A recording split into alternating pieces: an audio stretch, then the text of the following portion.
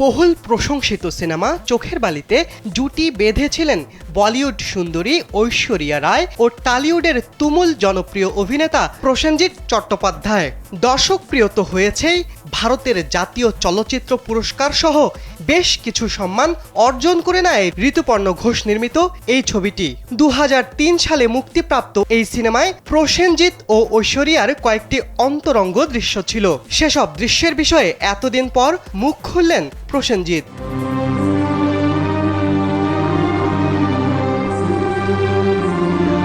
Sandalina so, রূপচর্চায় আভিজাত্য। ভারতীয় গণমাধ্যম হিন্দুস্তান টাইমস বাংলার খবরে জানা যায়, ঐশ্বরিয়ার সঙ্গে কাজের অভিজ্ঞতার বিষয়ে জানতে চাইলে প্রসেনজিৎ উত্তর দেন মিষ্টি ও সুন্দর। বলিউডের এই নায়িকার সঙ্গে অন্তরঙ্গ দৃশ্য করতে গিয়ে ঠিক কী ঘটেছিল সে বিষয়েও জানিয়েছেন প্রসেনজিৎ। তিনি জানান, ঐশ্বরিয়া খুব ভালো ও মিষ্টি, তারা এখনও মাঝে মাঝে দেখা করেন।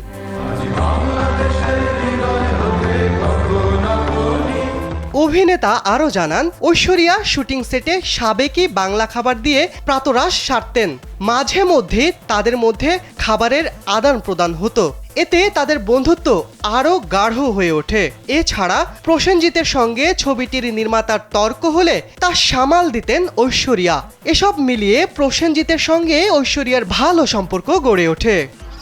ঘর সংসার বলতে তো দুখানা কামরা, সে ঝাড়পোছা আবার সকালবেলায় হয়ে যায়। চোখের বালি সিনেমার অন্তরঙ্গ দৃশ্যের বিষয়ে প্রসেনজিৎ জানান, সেগুলো ছিল ম্যাজিক্যাল ও অবিশ্বাস্য।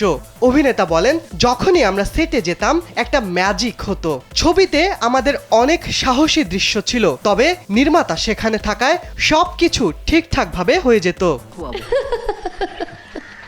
আচ্ছা, চা খেলে যাচ্ছে কি আপনাদের বলেছে বলুন তো?